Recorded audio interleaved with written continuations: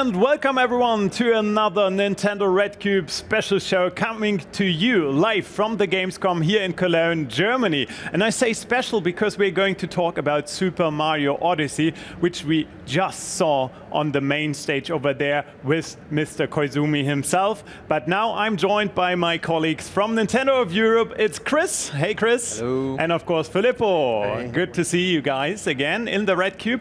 And we are going to talk about Super Mario Odyssey. And we're going to take an in-depth look on the small details that we haven't seen so far. Exactly. So we would like to show something more of the Luncheon Kingdom, what we just played on stage with Mr. Koizumi. And we're actually going to show a similar section, but we're going to show you a little more of what happens in it, basically. Yeah, and it also gives us the time to really stand still at all these tiny little details that have been crafted into this world, because there's just so much to discover, even just by looking. Yeah. Like actually visiting a new place where you've never been before, and looking around and just having this feeling of discovery, this sense of bewilderment of what's going on in this strange place around you. Yeah, Super Mario Odyssey is beautiful everywhere you go, but especially the Luncheon Kingdom is something that is kind of for me, because as I said before, I'm a foodie, and I know Filippo is as well. We won't bother you all the time. Sorry, Chris. Don't worry, don't worry. I will intervene. Okay. That's good. So let's jump into it. Let's get into the gameplay. Nice.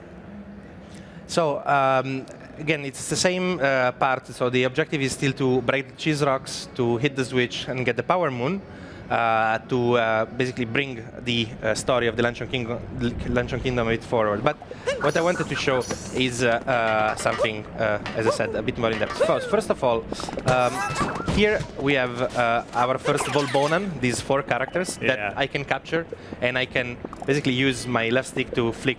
Those above, those purple tomatoes that I just got, are regional coins. Yeah, and basically every kingdom that Mario travels to has regional coins. And these regional coins all have a different shape. So here they are tomato-shaped to reflect the food nature of the Luncheon Kingdom.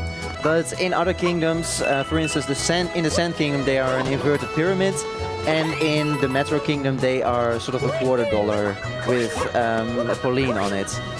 So, well, that was a nice flight, actually. Yeah, so I wanted also to show some more advanced moves for Cappy. So first of all, Cappy can automatically target points of interest. If I throw the hat like this and then I shake, he will, for example, he will automatically go on the stalks of these vegetables, for example. I always need to kick that bean into that pot when I can. It's so tempting. Nice. In the point, yes, the point here is that that's the best football you ever seen me play. That's and the he's point. Italian, right? Yeah, but very bad at football. So the point of this kingdom is that we have to help the Volbonans, and they're all about cooking, no? So of course throwing a bean into the pot will help me, will get me some coins. Yeah. So I wanted to talk to this guy, who tells us this is a place where chefs come dressed to cook, and well, no matter how you slice it, we're not. So, can you just talk to him again? just have a look at the outer prongs of the fork. Yeah. Yes. Yeah, the prongs are his arms, sort of. Yeah, they're really beautifully animated. So it will play a role soon. I wanted to just show you a bit more of what I can do with Cappy first. And actually, if I change again into the chef's outfit. Oh, before you go so far, let's just recap what is going on here. Yeah. So we went into the Crazy Cap store, and every kingdom has a Crazy Cap store with, on the left side, a golden side where you can spend the golden coins. Golden coins can be found in every kingdom and can be spent in every kingdom. And on the right side, you have the purple side for the regional coins, which, as we said before, every kingdom has its own regional coins, and they can only be spent in that particular kingdom. So it really gives you an incentive to explore every nook and cranny of that kingdom. Yes. To try and get all the regional coins. Yeah. So these costumes that Mario is wearing, like for example the chef's outfit that we showed before,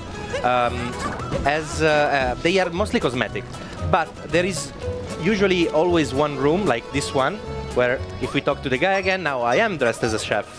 So nice. He opens the door, and so you see that there is at least usually one costume that has a specific function in each kingdom. This is a bonus area, like a small room where we have to solve, again, an issue of these vol bonuses. They look quite cute. They look when they're very troubled, though. Yeah. So, what's the point here? What's the problem of this Volbonan here? He has a pot on a good simmer, but it's not hot enough. And as this guy says, nothing works. Yeah, then it's so simmered. Exactly. So here we have, again, a lava bubble, like the one we used before, and we have a pot that needs to be heated. So if I capture the lava bubble, I just want to... He always looks so happy. Yes, it's like the happiest lava bubble. And well, it's also the most friendly lava bubble, Yeah. because Yes. normally they really hurt. so what I can do here, I can heat up the pot. And there you go, I have one new Power Moon. All right. There are really Power Moon hidden everywhere. Yeah, one thing that is nice is that because the Power Moons are hidden everywhere, it really gives you a very big incentive to keep exploring. And this again ties into this travel theme of traveling to places that you've never visited before that really make you feel like, oh, what can I find here?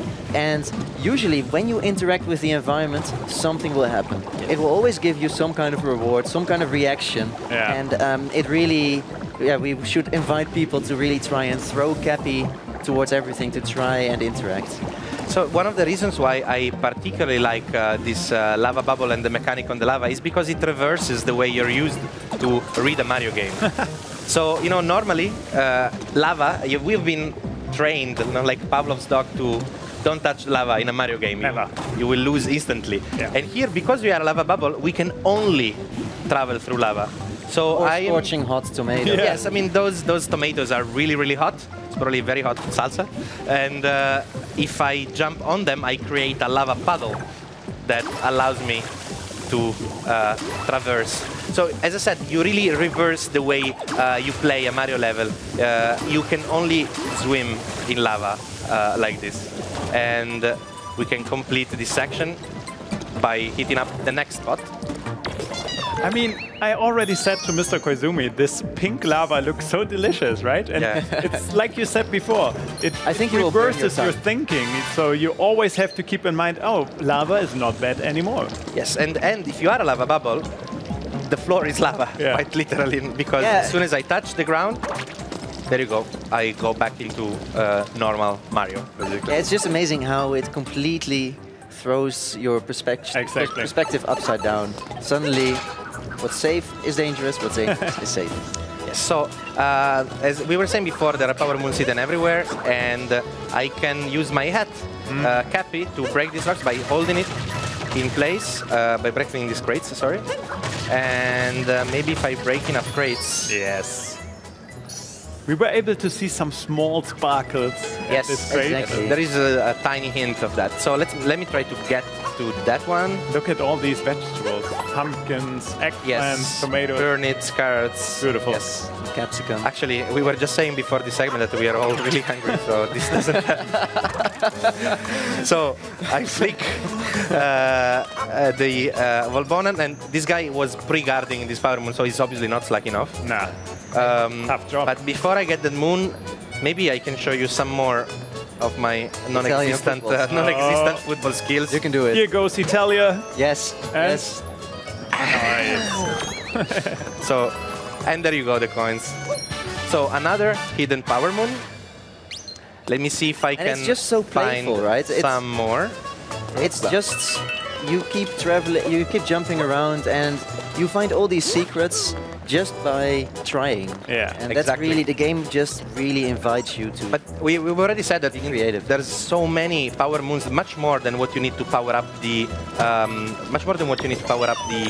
Odyssey to get to the next kingdom. Each kingdom has tons of hidden Power Moons. So before we got a white turnip that got us some coins. Yes. Now I'll get a golden turnip. And And even better stew, I guess. yes, of course, gold is great in food, of course, as everybody knows. So, another moon, Power Moon, and as you can see, golden turnip recipe 1. So, you know, who knows? You can make what you will from that. Actually, let me show you again, what you can get by exploring. Oops. So let me try tomatoes. Tomatoes. Okay, I can always... Well, there's no jump that's too tall for Mario. Yeah, especially if Mario combines his jumps by using Cappy. Yeah. He can really expand his arsenal of jumps a lot. So, Cappy can also be used, as you saw me before, as a platform for jumping, but I can also use it to extend my jump. So, for example, I need to do this in every jump here to climb these pillars.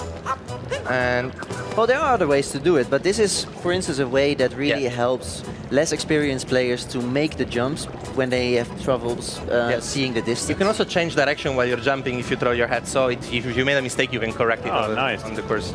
So, I think Mario is trying to tell us something. Both of my Joy-Con are vibrating at the moment, and you can see the stream of light, so... Nice.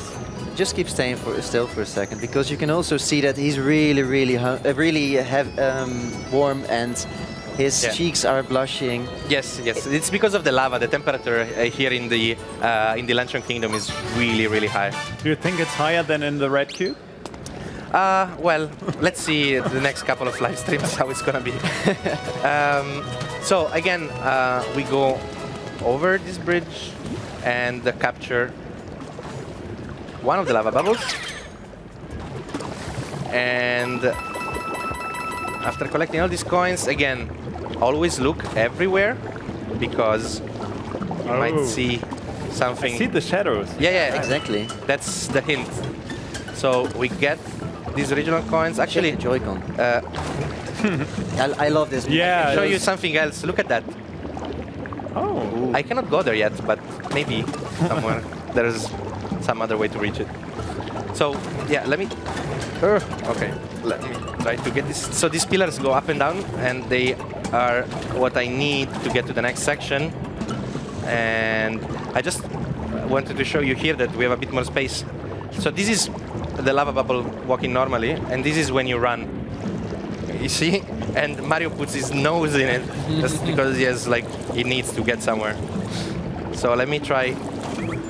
It's actually quite impressive that he's able to keep his mustache in the. Yes, actually, he gives mustache to everything it touches. It's true. Ooh, nice. Well done. So there's always ways, alternative ways, different ways to reach something. Here's a more hard cheese.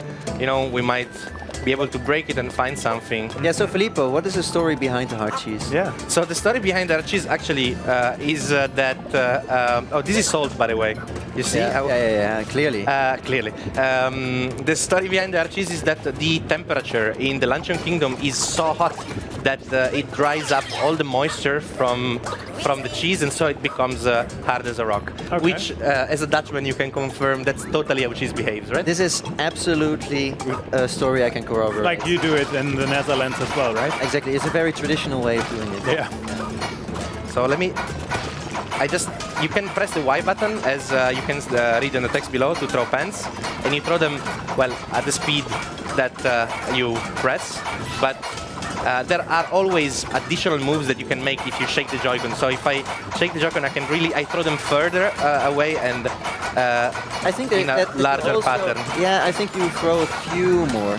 Yes, well, it's a bit easier. And I absolutely love how he moves around when he's a frying pan brother. Look at that, if he's moving around. It's well, what you also mentioned before is that in a hammer bro shape, your movement pattern is just very unpredictable. Yes, actually, you know how in classic Mario games, the Hammer Brothers are very unpredictable type of enemies. Even when you are controlling a Hammer Brother, you see, it's bunny, it's bunny hopping around, and even the jump is very different. It takes a bit to get used to. And when you're throwing frying pans as well, if you notice, if I position the camera behind the Hammer Brother, the pattern is a bit randomized, basically. I like that. I think it would be too strong otherwise, you know, like these are the toughest frying pans that ever existed, probably.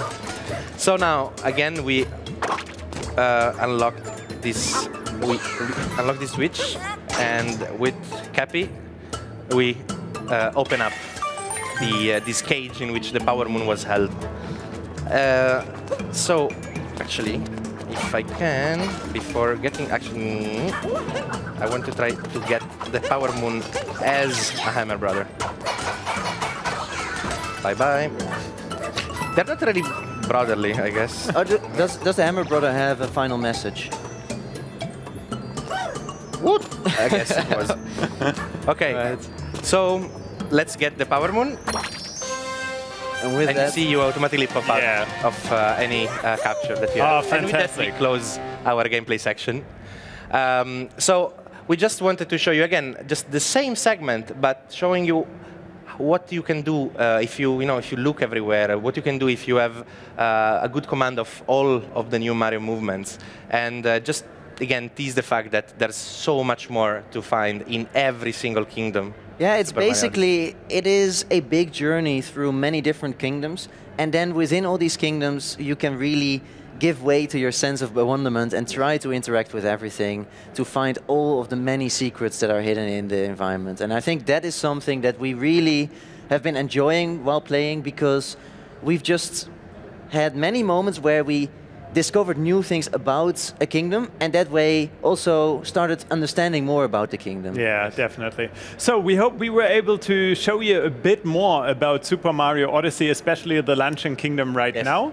And if you are here at Gamescom, you are able to play Super Mario Odyssey. 2 kingdoms are available, if I'm not mistaken. Yes, exactly. In the demo on the show floor, there is the Sand Kingdom and the Metro Kingdom, and people attending Gamescom can choose either one of them to play that kingdom for 10 minutes. And the Metro Kingdom is the one that is also known as, the city in it is also known as New Donk City. Yeah. Which we have seen already in trailers, and it's where the Mayor Pauline resides and sings her songs. So if you're at Gamescom, make sure to check it out, Super Mario Odyssey, and otherwise, I guess we just have to wait for October 27th, right? Exactly. Exactly. All right, guys. So thank you very much for the insight. It was great to have you here. Chris, Filippo, thank you very much. I think we're going to see each other tomorrow. A couple of times more before the end of Gamescom, I'm Yeah, pretty but sure. Yes. Gamescom isn't over for today, and so isn't the stream, because my colleague Harris at the battle stage, he's going to take over, and there's going to be a big tournament in a few minutes, or